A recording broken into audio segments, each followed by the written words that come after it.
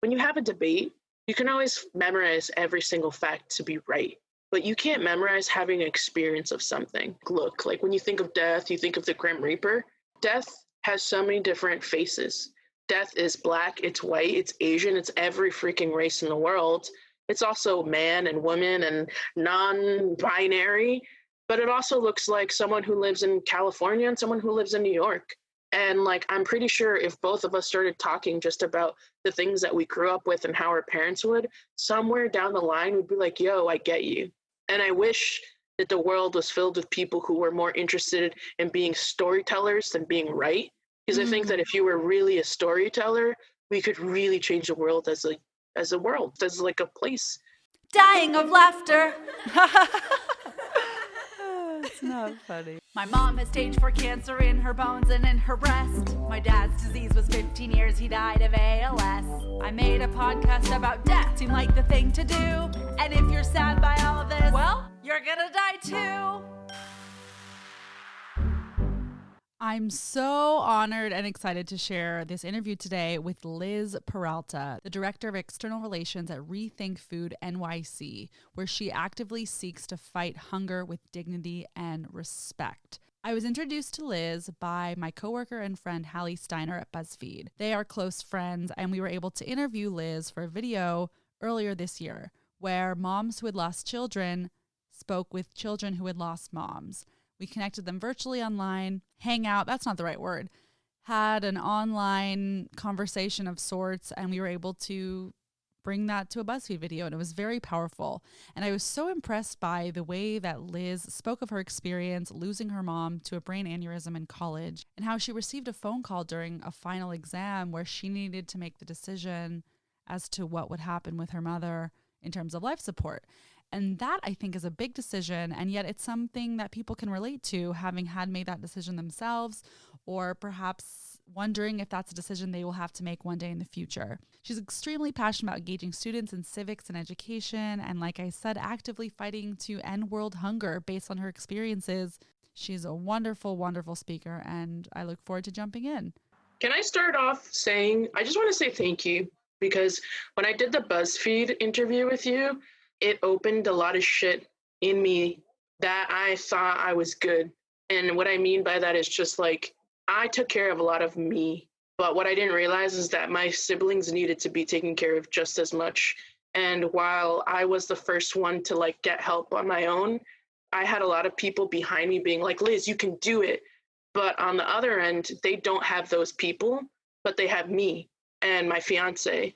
And so after we did the podcast or the BuzzFeed thing, I started texting Nina more. And I just realized that like the only way that our family was going to break cycles was by having this discussion with each of my siblings saying like, you have anger problems or you can't talk about this. And I get it because I was there. And I think we need to go to family therapy. And so we're actually going to we're looking at some family therapists. And I'm really happy because I just realized that they just felt incapable of going by themselves, but there's other tools that we can all just like participate with them until they're like, hey Liz, I got this, like I'm good, I can go by myself. But like that shit was really hard because like no one ever tells you that like what you're feeling your siblings probably feel, but they think nobody else is feeling it. During COVID, my younger brother was like, I tried to kill myself, and then a week later my older sister was like, I've been thinking about killing myself. And so I was just like, shit, like we're all dealing with the same stuff. But because like therapy was so cliche, we don't even think to talk to each other. So like, I wanted to thank you because just like, I see your page and I see the way that like you push people. And like, even though I don't know how to say this, but like basically you push people to help themselves without forcing them. It's like, oh shit, this is like my own experience. I'm talking about it. And through you, I feel inspired to get up and call a phone or do a Zoom thing. And just like, that shit's important because there's so many fucking people out there who are trying to tell us what to do in our life except to take care of ourselves. End scene. That's all I want to start off saying. Oh my gosh. Well, I'm so excited to speak more with you. I'm sure anyone listening is like, oh my God, she is so well spoken. And I just appreciate you so much because, you know, even though we have different life experiences, we did lose our parent around the same time. And I think there's something to be said about having lost someone approximately a decade ago and yet still having all these feelings about it. For instance, this podcast was started not so much about what people asked me about my dad, but rather what they didn't ask me. So I look forward to jumping in here and getting to hear more of your story specifically. Also, you were so nice. I just can't wait. Thank you so much for saying all of that. Okay, and for people who don't know you, please introduce yourself. Tell us where you're from, a little bit about your family dynamic. We are representing your mom today, so I'd like to hear a little bit about your childhood, and then we'll transition more into your grief story in young adulthood specifically. And I just appreciate you. So thank you, Liz, and welcome. Hey, my name is Liz Peralta. And if you can't say it in Spanish, it's Peralta. But I'm from a small town in Westchester. It's called Portchester, New York. My family's originally from the Dominican Republic. My mom came here when she was 16. She started off in Washington Heights and was like, oh my gosh, I cannot afford to send my child to public school because it's going to be bad. And private school's too expensive. So we moved to the suburbs, where my family thought that we could really establish something like have our own restaurants or business. The other thing I want to mention is that I also grew up with a mom who was undocumented until I was about 13. So a lot of our life was like in school, it was normal, but I would come home and I couldn't go to the park or I couldn't do certain things. So my mom was so afraid of being caught. And so, yeah, that's a little bit of who I am. And like, I just think that we're Latinos who have done more than survive, but we've broken cycles, even though our mom isn't alive anymore. And will you share where you're at in the pecking order of your siblings? Oh man, I'm the forgotten child. I'm right in the middle. So I grew up with 4 of my siblings. So there's Joe, Elvidania, Josh, Helen. But we have an older sister who was born in the DR. And because of the way that things are in the United States, we actually didn't meet her until I was 18. So we started her citizenship paperwork when I was 2, and I met her when I was 18. So there's 5 of us, write letters. But I remember the day I met her, I was 18, standing at JFK Airport, and I was like, oh my God, I finally have a big sister. But yeah. Thank you so much for sharing that. And I wanted to say right off the bat, this conversation really excites me because you're so confident in who you are, and your just enthusiasm for life is contagious, and you're so proud of your identity. And I feel like people who are struggling to find themselves within their identity might really benefit from just hearing from your confidence and your journey. And that said, as we're representing your mom, would love to hear more about your grief journey, specifically because in the interview we did for BuzzFeed, I felt like we couldn't share the full picture. So for anyone listening, Liz's friend Hallie, who is my coworker and now friend, and I interviewed Liz for a video for BuzzFeed where it was moms who lost children, interviewed children who lost moms.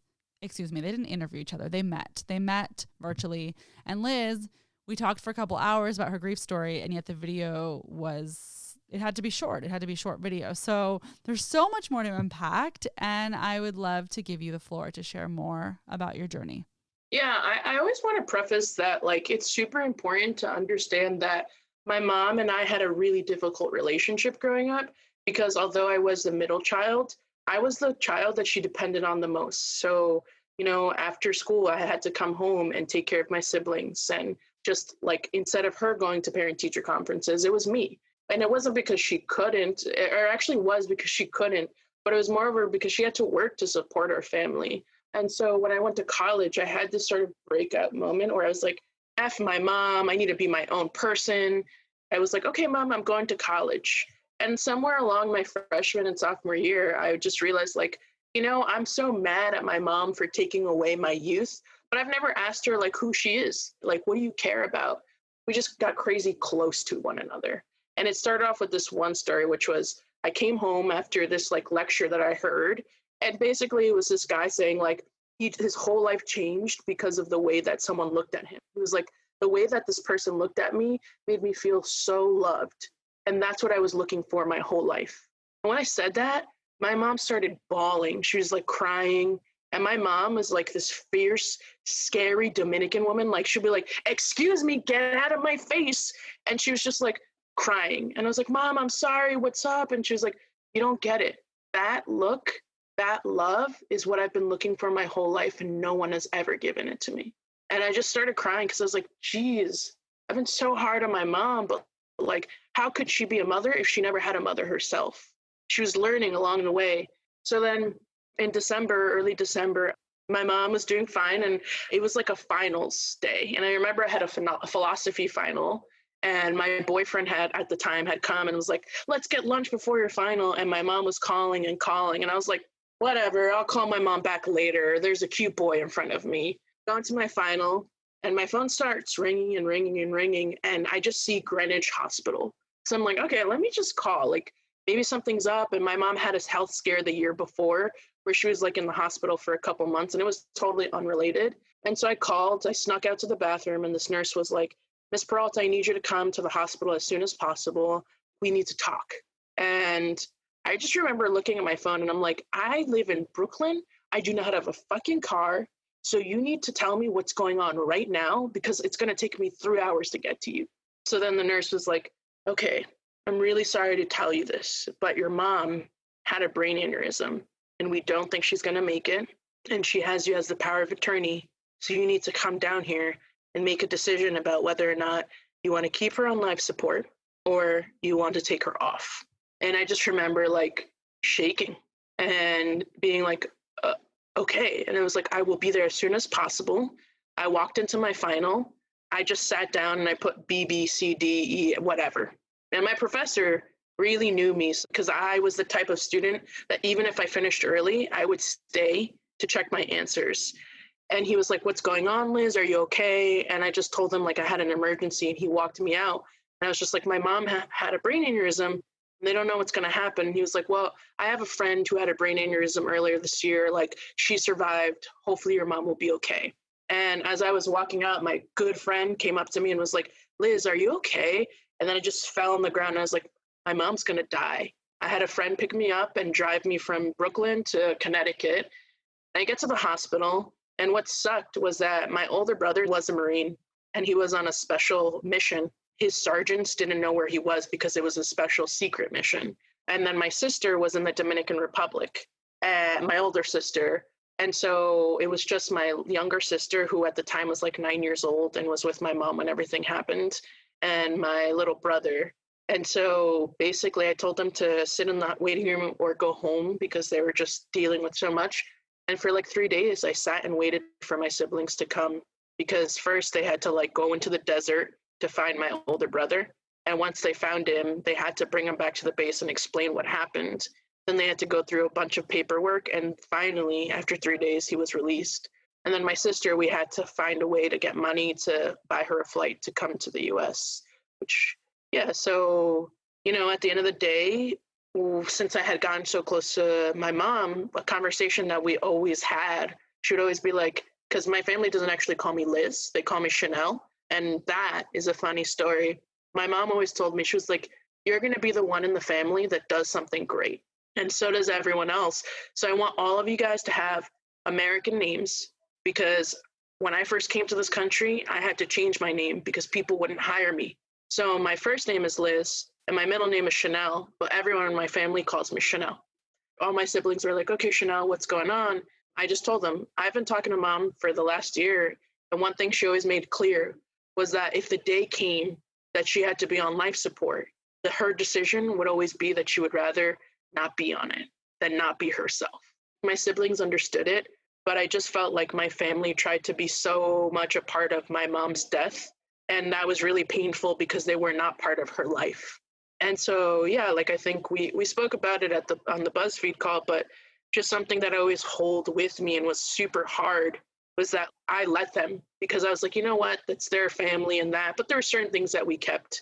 But yeah, it was difficult, and that's a little bit of my mom's story. Wow, that sounds so difficult that you were the one that was called. I'm wondering if you can elaborate a little bit more there. How did you feel being the one put in charge of that decision?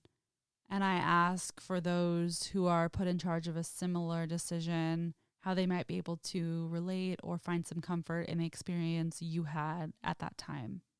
Honestly, first I was like, God damn it, Mom, really? I was like, damn, I got to make this decision and I got to tell everyone. When I stopped freaking out about making the decision, I was just like, you know what? I'm not making it. I'm just the person that gets to fight with my family and tell them to back the hell off. And so I did. And I'm really proud of that.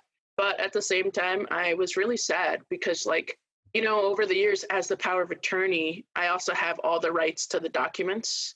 I've done my own like little research and stuff. And over the years, I've just realized that part of my mom's death was because of medical negligence. And because we were so young, they didn't think that we would ever fight back.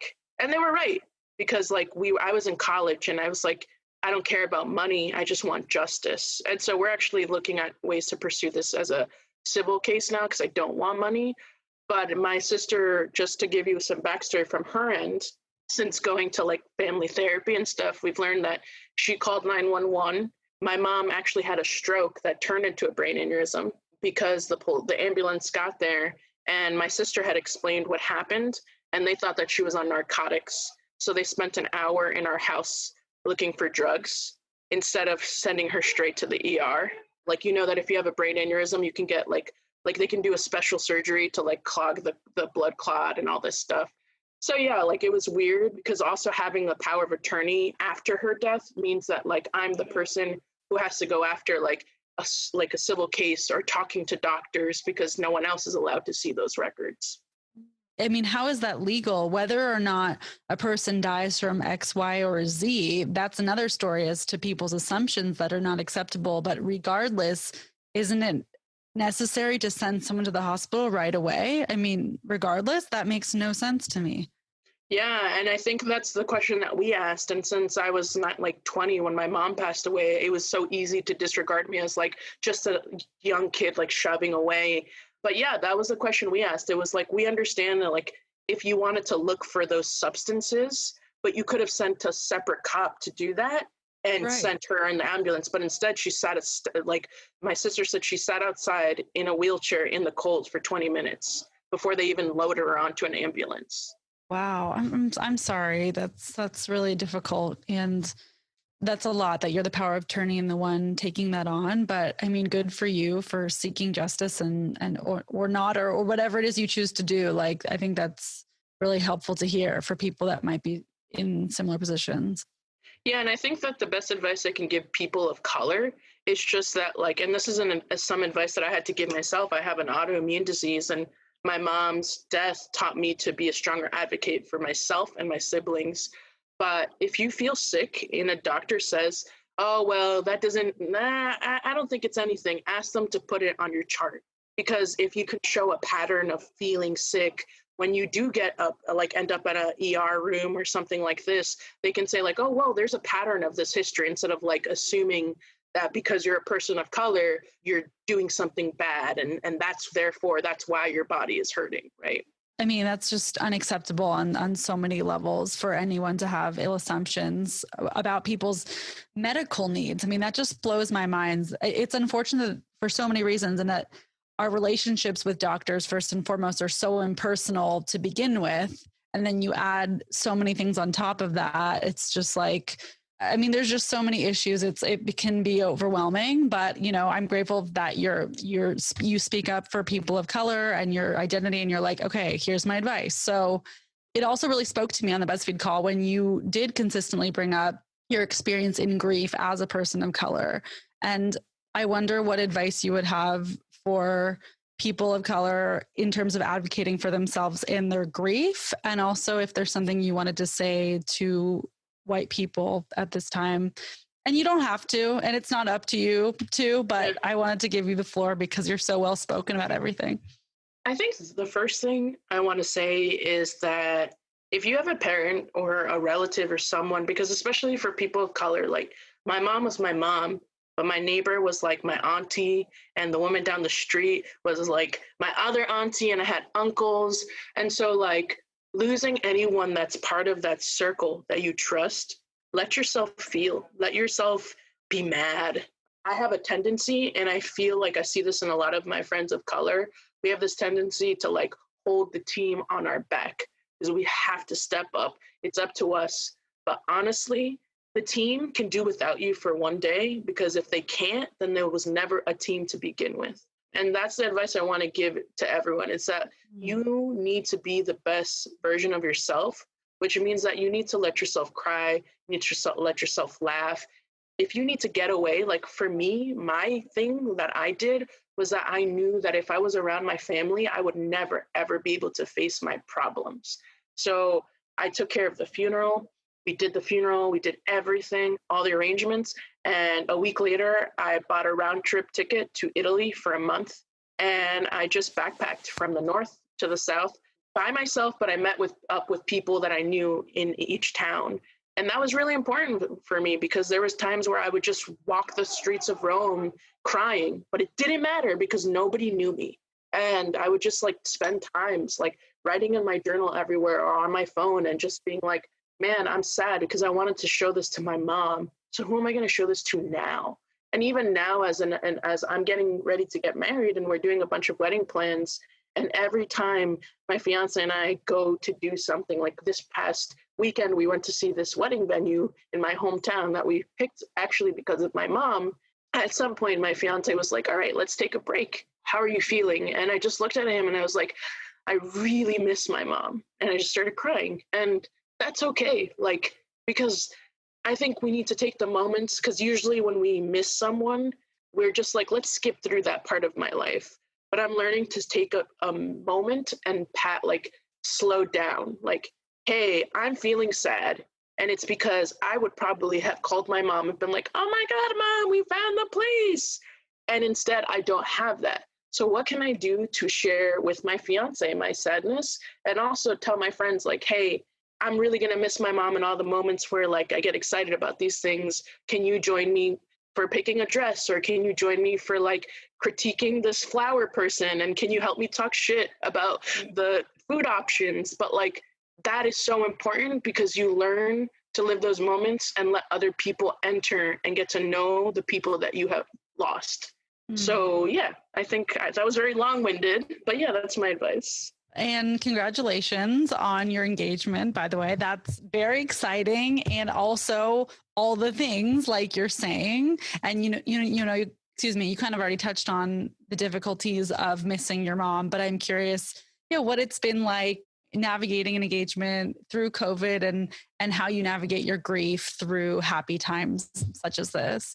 Yeah, so actually, I really am excited to talk about this because this year was a really crazy year. I got this great job. I was executive director to a major organization, and I got like great awards. Like I was on the New York City and State Power 100 list as like change maker. Oh my God, you're amazing. That's thanks. So cool. Thank you. When COVID hit, I just started feeding families. And that is actually one of the reasons that I decided to quit my job. So I actually don't work there anymore. And I work at this new place. It's a nonprofit that is all about feeding families. My food insecure story is a ham and cheese sandwich. Okay. Like if you were asked me what your favorite food is, until 7 years ago, I would say ham and cheese sandwich, because there was times that we were so poor that my mom, like she didn't want us to know that we were poor. So she would pick us up and say, hey kids, guess what we're having for dinner today? And we'd be like, what? And she'd be like, we're making a sandwich. And we'd be like, yes. And so she would take her purse and flip it over and be like, let's count quarters. We got to count to $6 today. And so I'd be like, 1, 2, 3, 4, that's $1, Mom. And my other sibling would do the same. Go to the supermarket. She would be like, can I have $1 of ham, $1 of cheese, $1 of turkey? With no shame, go to the counter, buy a large baguette. We'd get home and it would be my job to slather the mayo on, my other sibling's job to put the lettuce. And together as a family would lift up this baguette and place it in the oven. And we'd watch the cheese melt and be like, oh, Mom, it's going to be so great. And as we got older, we'd be like, yo, Mom, this is not enough food. I'm mad hungry still. And we realized that like, she just didn't want us to know that we were so poor. We didn't know if we were going to eat that night. So during COVID, when my previous job shifted its organization to having events to feeding people, I would have to wake up at like 5 o'clock in the morning, unpack a huge truck and fill like bags of groceries for families. I would always go and talk to the families myself because I, one, hate people trying to make a PR story out of things like someone's tragedy. And two, I like to listen to what's going on in people's life, because you might think that like, oh, they just need food. But what if they just need food and water and we miss that detail? And so I would go, and I met this woman, and she just was like, thank you so much. I did not know how I was going to feed my kids this week. And you just helped me. Hey all, popping in to share information about the Pushing Past Cancer Stronger Together virtual summit taking place on December 5th from 9 a.m. to 5 p.m. Pacific time. Stupid Cancer is an awesome organization that caters to young cancer patient survivors and caregivers. They're excited to be partnering with UC Davis Health and UCLA Health for a special collaborative summit for the adolescent and young adult cancer community. You'll be hearing from experts from UC Davis and UCLA, so you can talk with your peers, specifically NorCal and SoCal, I think, but anyone can come because it is virtual. It's available across the country. Some events going on include sexual health for cancer patient, no shame self-care, what works for you, mental health after treatment, and survivorship care planning. So that will be from 9 a.m. to 5 p.m. It's taking place virtually. And again, there will be health experts from UC Davis and UCLA. And it could be a cool way to meet other younger people who have cancer. You can register at stupidcancer.org and check out the resources and other programming as well. Bye. And when my contract came up for renewal, I was like, I can't work here, because like I strive to find my mom in everything that I do. And when I heard that woman, I was like, that's my mom, and I need to help her, because my dream was always to buy my mom a house, make sure that she knew that all the struggles that she went through were never for nothing, help her get her citizenship, like all these things. And so I'm like, you know what? I can't do that for my mom, but I can do it for every single person who is going through what my family has. And so that's why I changed jobs, and I work at this company called Rethink Food, which is super crazy. Like, I didn't even think it was real. I was like, this has got to be a scam. But basically, before COVID, what they did was they would take food scraps from restaurants, repurpose them to feed food insecure people. And we even went an extra mile, and we would make different cuisines according to the neighborhood. So like if there's a very like Muslim population, we would make sure that like it had all the attributes so that it would fit that population. But during COVID, what we saw was that all the restaurants were closing.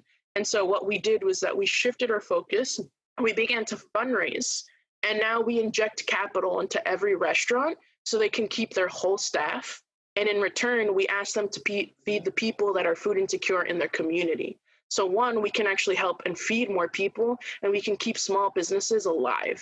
And so I work for them, and I work a lot with creating partnerships and helping to pass laws that will help the people in the community. And basically, like, our motto is like, we want to not exist. So our whole plan is like, we want to empower low-income individuals so they know how to run a business, what financial literacy is, how they cannot be ripped off by like big companies. It's surprising to me that you say that I'm so like aware of my identity, because for a long time I didn't know who the fuck I was. I studied history, and I worked at museums, and then I worked in a school, and I always was searching for like my mom. And what was hard was that everyone told me like, you're so smart, you should do this and you should do that. But nobody told me that I could make my mom's memory my mission in life, and also the thing that I do every day in life.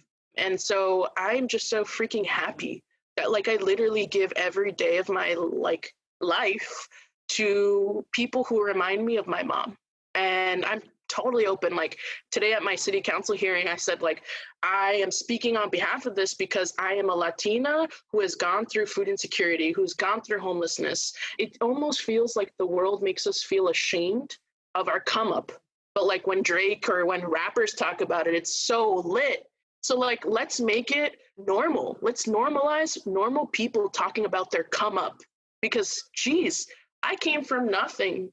And like, look where I am right now. And it's not even like, oh my gosh, I'm balling. It's literally like, if we all focus on giving back to where we came from, we can literally save so many people's lives and just love people. So that's so beautiful. And it's so true. And yet I don't know why so many people just don't give back at all. And I don't want to place blame and shame on other people, because I feel like the more that you like blame people is more energy wasted from like the difference that you could make yourself. However, I'm curious what you think. Like, as someone who gives back so much in what you do every single day, how do you handle encountering people who don't give back at all? Like, do you have judgment? Like, do you try and teach them? It's not up to you to teach them. Like, what do you think? Well, I mean, just to circle back, I remember you said, what would I say to white people? Honestly, what I would say to people who have privilege, right? Because like sometimes there's like white passing Latinos. And so I just think that if you have privilege, whether it's about your race or it's about money, you should really strive to be empathetic and like put yourself where they are. Because oftentimes I really think and genuinely believe that my friends who have privilege care, but it's not just about, hey, today's the anniversary of your mom's death, or it's Christmas. It's like, hey, how are you? Just because. Like, I had someone once tell me, like, they were asking for dating advice. And then at the end, they were like, you know what? I don't actually need that advice because you don't really have a family, so it's different for you. And that was ouch. Yeah. And I realized that they didn't think of it that way. They were like, oh, what they were trying to say was like, your circumstance was different, so therefore I can't. And so I think that advice I would give is just like, words hurt and grief hurts. And you shouldn't have to ask like, hey, what's up? How's your mom? You can just be like, hey, Liz, I noticed that you have a really great moment coming up. Like, do you want me to be there for you? Because like, I understand, like, cool. Do you want me to show up for you? That's it. It's as simple as being like, do you need me to be there? Don't try to overdo it because like it's mad extra. You don't need to be that extra. I agree. If every single person gave back to where they came from in some way, big or small, it doesn't have to be your main career even if it's like a few times a month, you know, if you're volunteering on a quarterly basis, the world would be a better place. I speak for myself. I can have sometimes judgment creep up when some people in my community's circles don't really give back at all. It's hard to deal with. It's like, well, why not? And someone like you who gives back for so much of her life, I'm curious what you say to those people, or I don't know, like if all of your friends give back too, then that's great. But do you have people that don't? And how do you handle that? To be surprising, and I'm pretty sure if they listen to this, my family's going to be like scoffing, but some of my family who's pretty well off does not give back. And that just makes me feel really sad because there are people who have come from nothing. What I just do instead is just like, if they invite me to come to their houses, it's like, sure, I'll come over. But I also always talk about what I do to give back to the places that like we come from. So that's one. Like, I think one with your family, it's a little harder because like, you don't want grandma to give you the side eye, like, why are you talking to me like that? But with my friends and like, even at my current job, I firmly believe that you have to start with the youth. I used to teach at a school. One thing that I definitely learned from being I worked as an administrator and then I ended up teaching a class, was that the more that you teach students that it's up to them to change the part of the world that they get to touch, that's the more that as they grow up, they will give back to the world that they touch. And I just feel like it's simple. When I was younger, someone told me once, like, you don't need to be a superhero. You just need to be passionate about what you love. So like I ended up fighting food insecurity, but you know where that started off from? Playing the saxophone. And it sounds super weird, but I really wanted to be a musician. And my mom looked at me once like, hey, I love you, but I can't afford to send you to music school. And like the possibility of you doing that is like being successful is so slim. Like you can do that for fun. And so I studied history because I wanted to learn the history of jazz. And that taught me about the history of slavery, which was like crazy because I was like, I'm a Dominican woman whose mom has so many issues with colorism because she grew up in a country where people don't even think that they're Black sometimes. And that threw me into the museum world, which then threw me into education, which then threw me into being a leader in the education world, which then threw me into this executive director role that was in food and beverage that led me to help fight food insecurity. But all of those things tied the love of myself and my mother's memory. And I think that every time I leveled to a different job, I just realized that the only way that this place could sustain itself was that because there was someone who had so much wonder, curiosity, and love that they gave something back to make this thing happen. And so, yeah, like just start where you are and don't try to be a superhero. Like you could literally show up to your local city council hearings once a month and just listen. And that is so helpful because now you know more than the person, like now you know more than you did before. And now you can tell more people about what you're learning. That's powerful advice to start with students. And also the idea of not being a superhero resonates because I feel like it's a trap of humanity. Like, well, if I'm not super involved with that organization, platform, type of activism, then, you know, what's the point? And I shouldn't even show up or go at all. And it's like, yes, you know, we should, and something is better than nothing. And even more than that, I think the something actually ends up leading to something usually more profound than you would think. And yet, even if it doesn't, even if it's just like you went to the 2-hour thing and that's it, like you're saying, something seeped in, something did. I'm curious your opinion on sharing online about what you're doing in activism. And I actually don't think I've asked this in a podcast interview before, but as someone that I respect, no matter your opinion on social media, I'll just share my own experience briefly. Like I sometimes share things that I'm doing in, let's say, grief activism spaces or resources. And even I admittedly can have an eye roll about my own post of like, do I really need to put this out there like this? Like, just do it, Chelsea, and shut up. And I get responses in my messages of people asking questions and signing up when I do. And I personally find it very strange to navigate that. How do you feel about people just getting down, doing the work, people posting about their activism? Does it bother you? Do you think it's helpful? There's not a right or wrong, but I wanted to ask. Honestly, I love it. I do hate it during these like COVID times because I do feel like it's theatrical. One of the things that I love to do is I have an Excel sheet on my computer about every time a city council member says something and then votes the other way. It's theatrical. So that I know that like, I'm like, okay, cool. Like, you know how to talk the talk, but you don't walk the walk.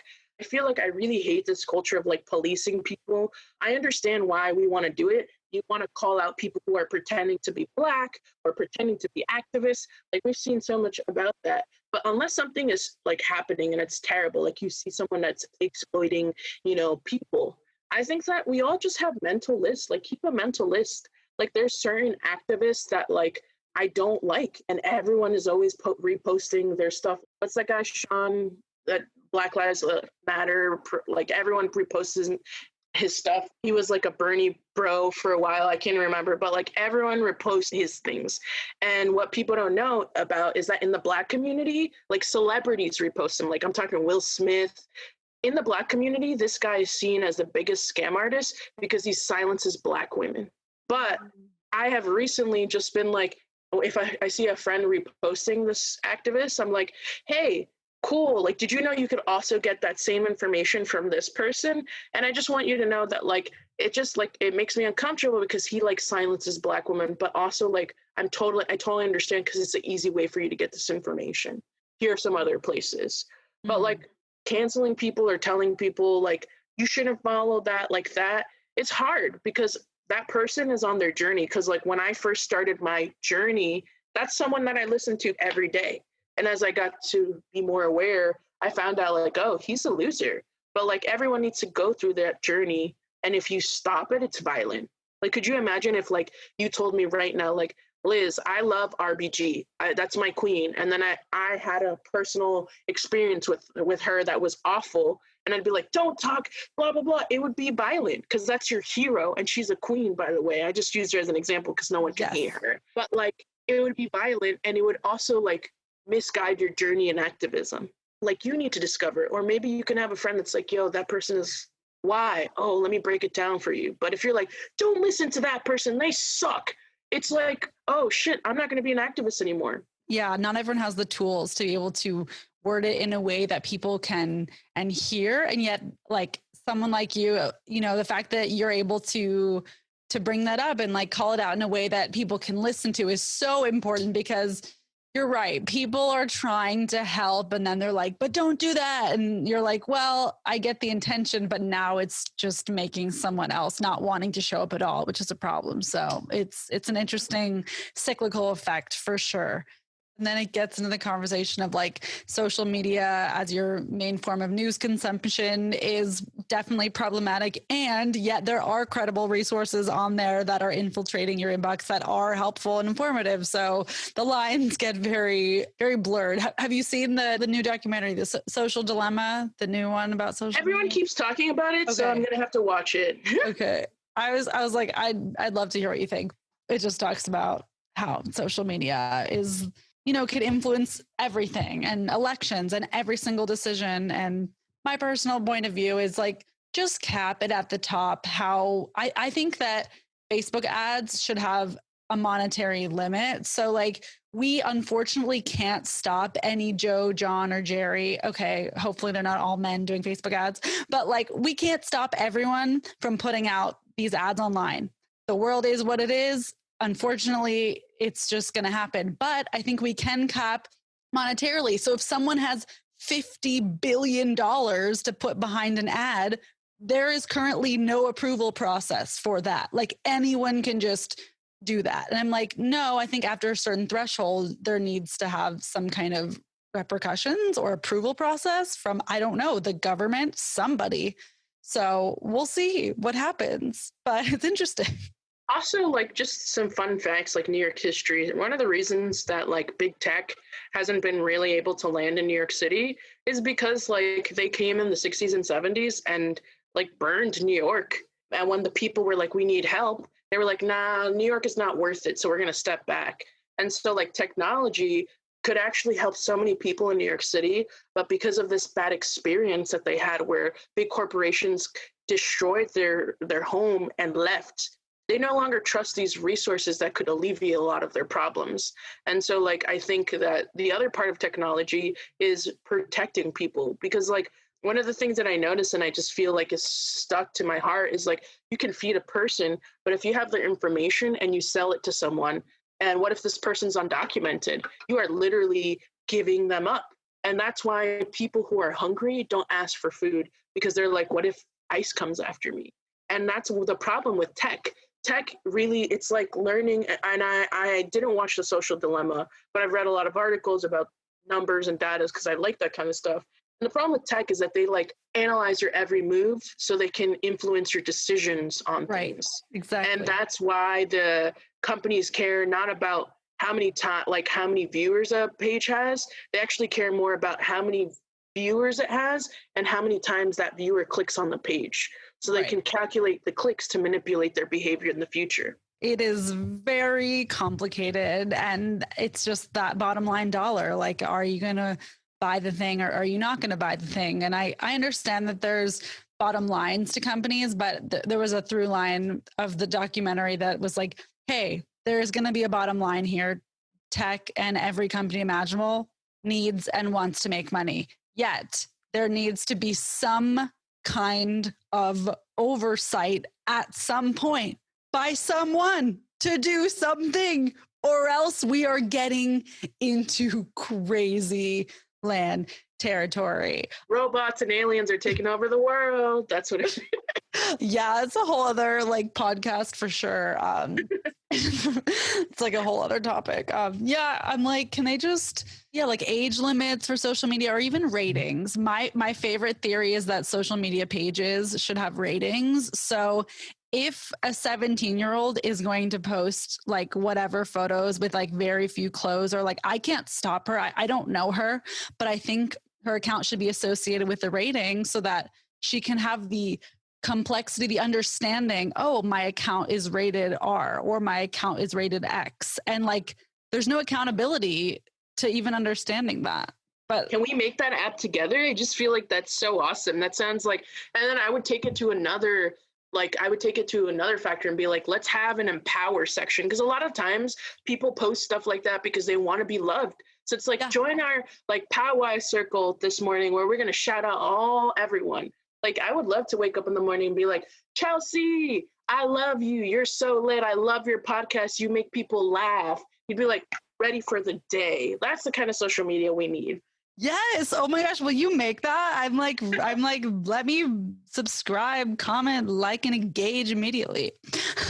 Okay. Back to grief. We really went down a rabbit hole, but I loved it. I was here for it. Can you talk about how your grief has shifted over time? You know, our stories are different, but like similar ages. Like I was 19 when my dad died, and again, from different backgrounds, but it's interesting, like after like 5, 6, 7, 8, 9, 10 years, how your grief shifts. Can you speak about how it's changed for you?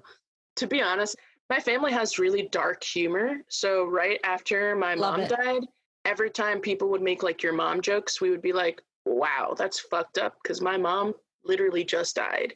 And it would make people uncomfortable. But like what people don't realize is that we were so uncomfortable with our mom's death that like it was just like, okay, now you can be awkward with us because like we feel awkward. Like we just lost our fucking mom, and like what do you want? How are you doing? I'm fucking sad. You want me to talk about it? I'm going to joke about it.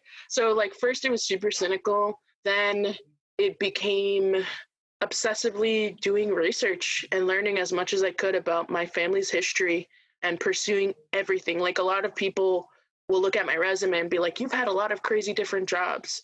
But what the resume doesn't say is that every job I did, I went to figure out every part of the system, because I saw it as the child of my mom. She never got to go to school. She never got to have a job where she got a salary. And so I saw it as like doing all these things for her, because although she's not alive, it's almost like I feel her in my bones and in my DNA. And like the first time I got offered a salaried job, I was like, Mom, we made it. So from research, it went to stand up. I used to not tell my friends, but at night when I first got my car in New York City, because of my job was like, hey, you have to travel a lot, so we just want to pay for you to go to places. So I was like, oh my God, I have a car so I can go deep into Queens and do stand-up and no one will know? Yes. And I did that one summer, and it was one of the best summers of my life, because it was just like finding ways to laugh about my mom and share it with other people. Like the Dominican jokes can go for days. And so that helped turn the cynical humor to like just humor. Like, yeah, I get that. Like, I'm here with you. And I think right now I'm going through the grieving phase where I'm like, shit, I'm actually like, I miss my mom every day, but I'm really lucky because all my friends are going through this time in their life where their parents are no longer just annoying, but their parents need them. And everything is like, it's like a compromise, because like your parents were there your whole life, and now you're an adult and they're getting older and they need you to show up. And I'm just like, oh my gosh, like, I'm actually lucky, because if my mom was so alive, I wouldn't be where I am in my career, because my mom is always going to come first. Part of the grieving phase that I am now is like, as much as I miss her, I also see the blessings that she gave me and she left behind. And I'm like, shit, that's cool. Like, that's awesome. And so, yeah, there's a lot of different faces to my grief. I would say that humor is still one that I love. The other one is talking about her, like dancing a lot, because my mom loved bachata. And that's the quote that you asked for, is a bachata line. It's vuela, vuela, por otro rumbo, which it also translates to this. Fly, fly on another path. Although we can't be together, we'll always be together in the heavens. Fly, fly on another path. To the heavens you go, or something like that. And I think about that all the time, because I'm like, yeah, I got to fly for her. And although we're on different paths, she's still here with me no matter where I go. I love that you mentioned the humor. You know, I'm a big fan, like, hey, dying of laughter, like combining comedy and death, like that's my jam for sure. So you already touched on it, but I'm curious if there's a particularly funny or dark moment that comes to mind. You already said the mom jokes, but while we're here. I got to tell you the actual story to that, though. So I mentioned that I went to Italy right after my mom passed away. And then I came back because, you know, I was in college, so I had that whole December to January off. Finally came back, and that summer I was like, man, I really loved Italy. I want to go back. So I found this really cool program where I could lead a summer English program to teach Italian students how to speak English through object-based learning. So like field trips and cool, like pretending to be cowboys, all that stuff. So part of the training to this was to go into the mountains in the Alps and just do practice exercises. And I was like one of the only New Yorkers, I think there was like 30 of us total, and almost everyone was from like Kansas, the Midwest, like, you know. And so they're all smoking cigarettes and talking, and they're like just shit talking each other at some point. And they're like, oh yeah, whatever, Liz, your mom. And I just was like, that's so fucked up. My mom just died. And everyone was like, and I was like, I'm just kidding. She died, but it's cool. I'm happy that I'm with you guys. It's all good. And then everyone was like, and I was like, no, like, seriously, like, the reason that I, like, make jokes like that is because it shouldn't be dramatic that my mom died. It should be like, how is it? How are you doing? And then my friend Jacob, who was there, was like, yeah, actually, like, my grandma's really sick, and, like, it makes me feel uncomfortable to talk about it. But, like, it's cool. You're right. Let's just open the floor. And those people, they all live in the Midwest, and I'm pretty sure I've been to all of their weddings. So we're still tight. Yes. You're like, I've been to all the weddings. It's like, why is it so awkward? It doesn't need to be. And, you know, things are getting better. You know, our generation is just more open than previous generations. Like, it's funny. Like, I'll still, if I like make a joke, my mom's like seen my stand-up a million times just about death. She's in my stand-up, poor thing. You know, like, she's seen me make fun of cancer and death. And, you know, my dad was paralyzed. So I have like disabled stuff that I do of him, and I have all this stuff, and still she's like, you know, Chelsea, at the end of the day, like, this is funny because I support you and you're funny, but she's like, I am still 65 and I'm still never going to like get this whole let's talk about our flaws thing the way that you and your friends do. And isn't it interesting that our age people, we just talk more about all of it, which is a step in the right direction, at least. Yeah, and I think, you know what? I actually think that if we can be honest, like, people like you and I who just are like, we're storytellers. Yes. I think storytellers can change the world. The reason I say this is since I started my new job at Rethink a couple of months ago, I realized that I start a lot of my conversations with, hey guys, I just want you to know that I might be sharing really personal parts of my life, but it's not because I want you to feel bad. It's because I want to give you a concrete example so you can understand what I mean. And so I've realized that this is so important because when you have a debate, you can always memorize every single fact to be right, but you can't memorize having an experience of something. So like when you talk about death, like I hate that death has this one really like look. Like when you think of death, you think of the Grim Reaper, but like death has so many different faces. Death is Black, it's white, it's Asian, it's every freaking race in the world. It's also man and woman and non-binary. But it also looks like someone who lives in California and someone who lives in New York. And like, I'm pretty sure if both of us started talking just about the things that we grew up with and how our parents would, somewhere down the line would be like, yo, I get you. And I wish that the world was filled with people who were more interested in being storytellers than being right. Because I think that if you were really a storyteller, we could really change the world as a world, like just as like a place. Yeah, that's beautiful about storytelling. And I think some people also too, until something's happened to them, they don't feel like they can speak to it or be as comfortable. And while so many people have lost a parent, you know, even from doing this podcast, I'm like, oh my gosh, there's all these people in all these places who lost someone around the same age as me.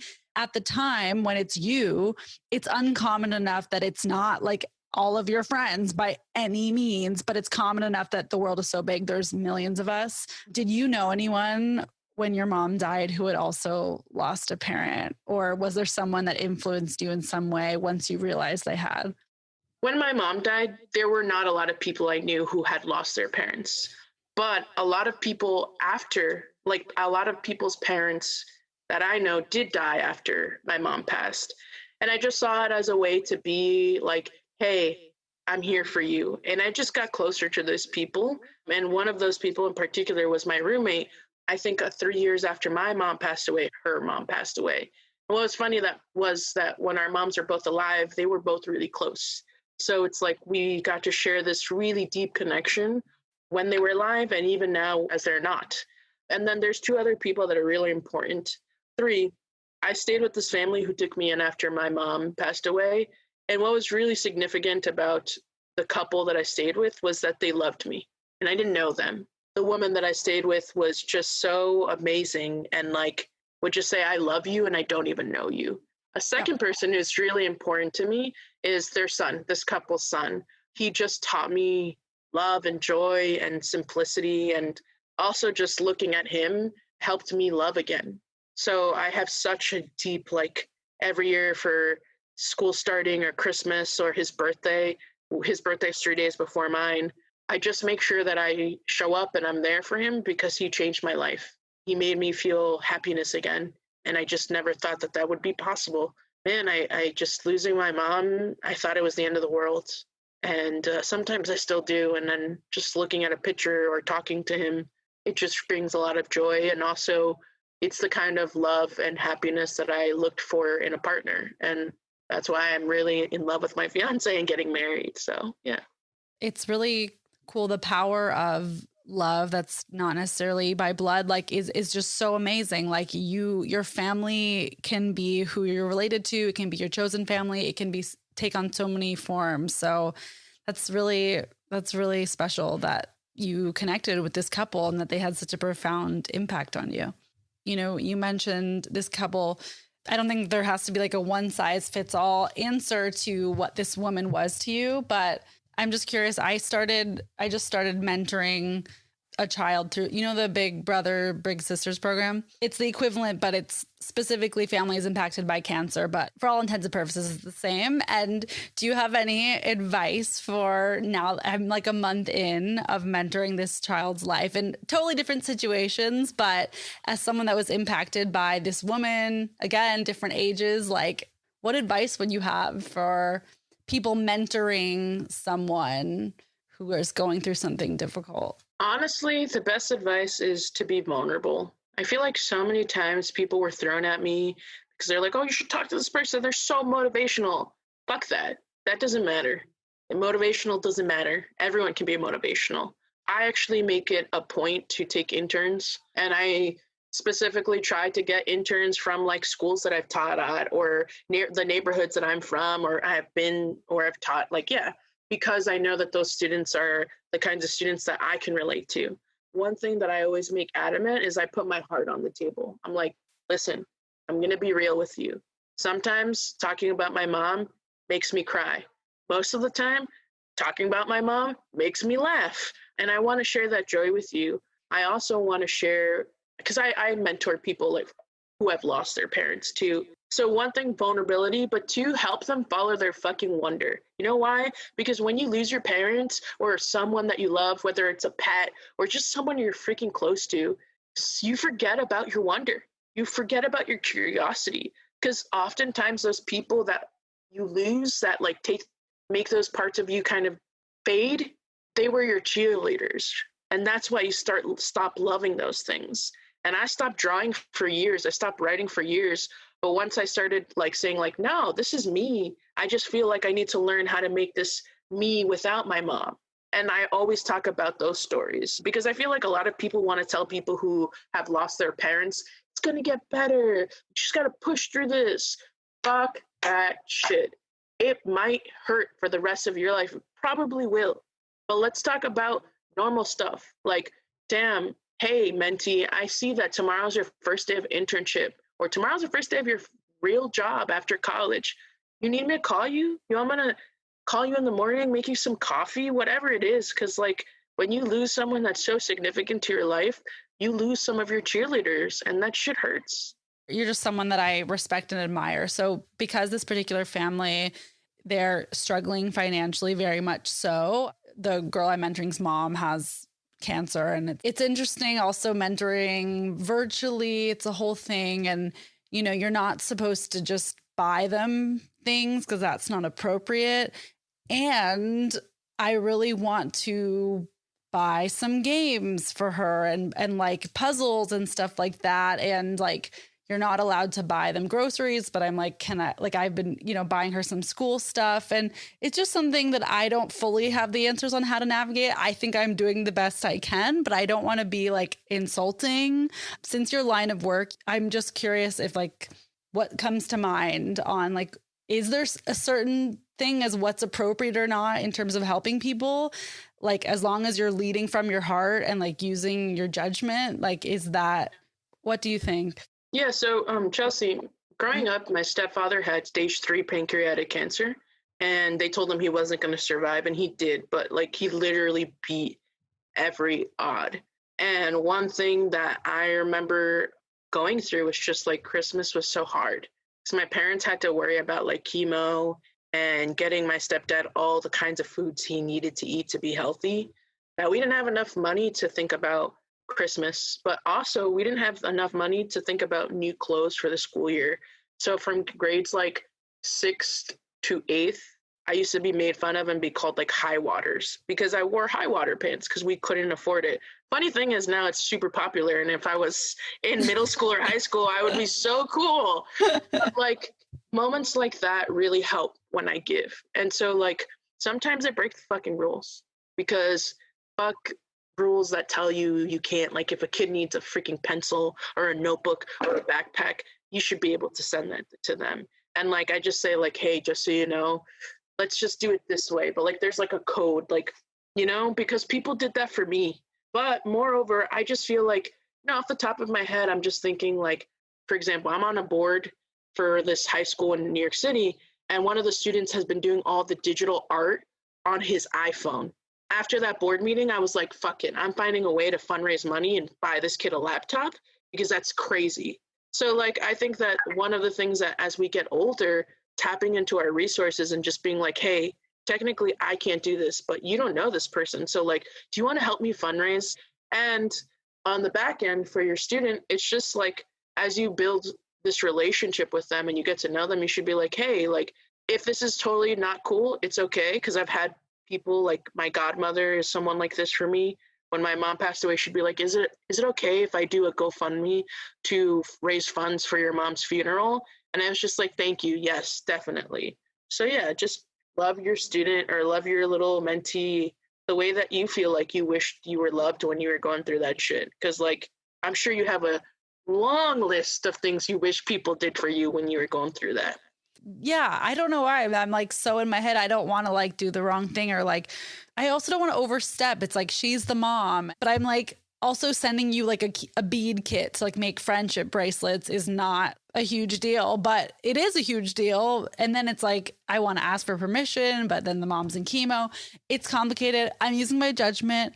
It's like when you say about like, well, what do you wish you had? I'm like, I wish I had things to do sometimes to get my mind off things. And so like friendship making bracelet kits over Zoom. There we go. I want to just give you the floor one last time here. Is there any closing thoughts you have for others who have lost someone in a similar situation to you, or any last things that you wanted to say about your grief experience? One thing I wanted to explain is that my mom, her name was Maribel Peralta, and she was so awesome. She was so funny. She also was undocumented for half of my life. And that I actually totally blocked out until our BuzzFeed interview because it was so painful. But that also has helped me realize that is exactly why I am who I am. Because my mom, being undocumented, had to go through terrible chefs screaming at her or being ripped off from a paycheck. But as soon as she got her residency, the first thing she did was advocate for others. She didn't care if she had meant the possibility of losing her job. And so I see that same spirit in me and myself and in my siblings. But it took a long time to understand that part of my mom and also to understand and untap it in myself, like unveil it.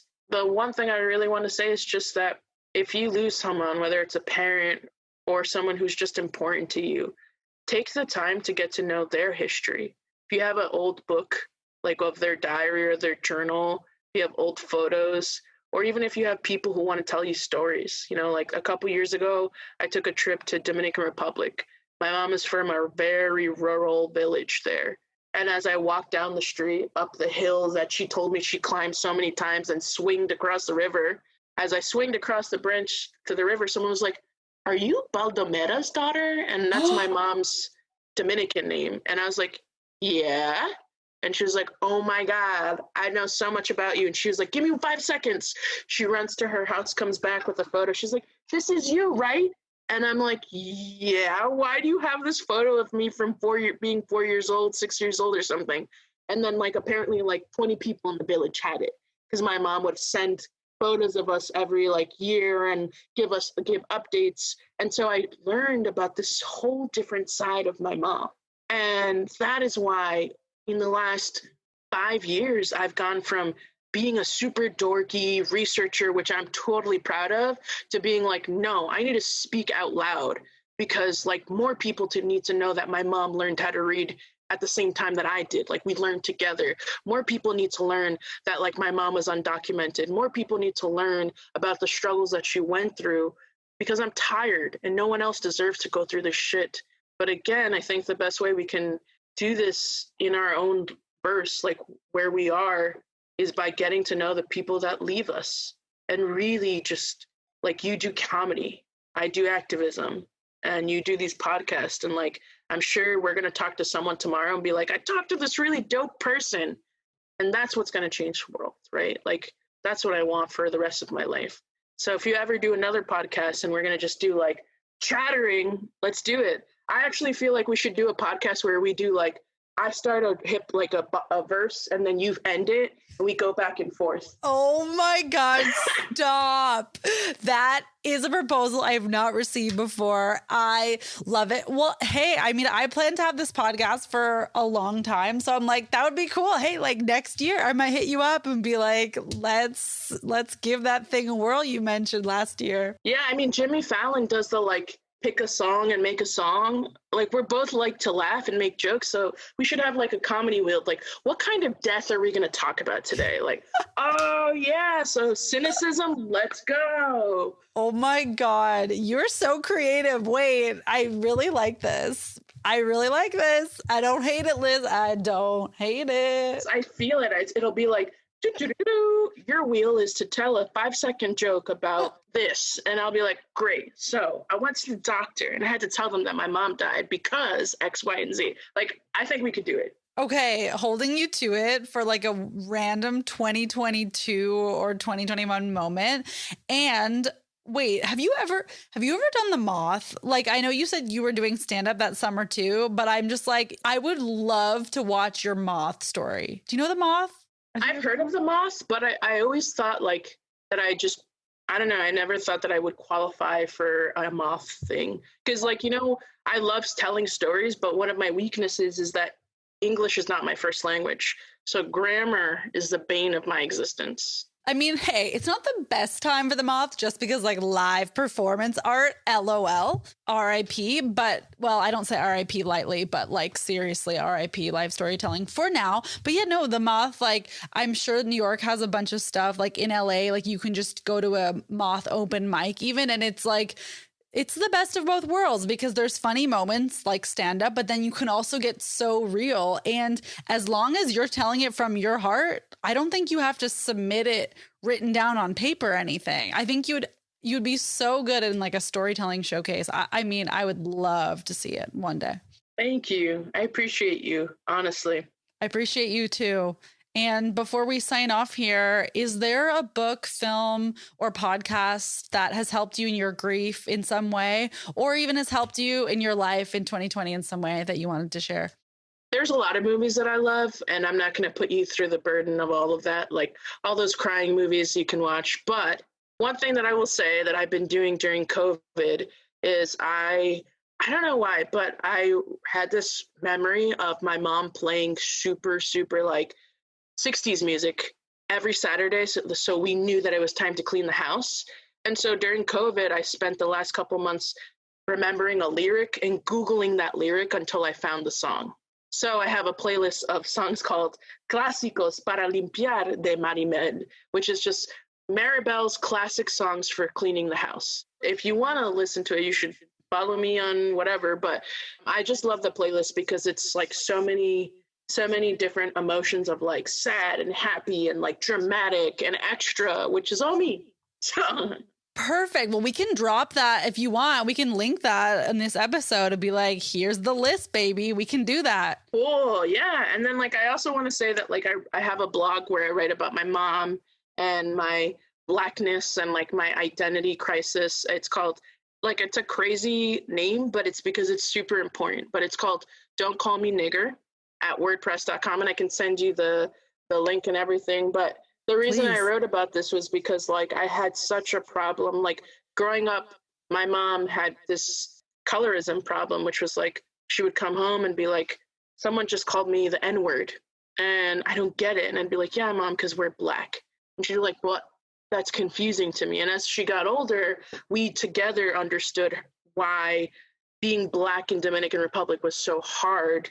And so my blog talks about like this understanding of my own Blackness and also loving my mom despite her struggling through this. And eventually she was like, okay, yeah, like I was taught bad things and I'm so happy to embrace who I really am. So yeah. I would love to link that and to read that. So thank you for writing that, for sharing that, for speaking about your experiences. It was super helpful and you're so insightful.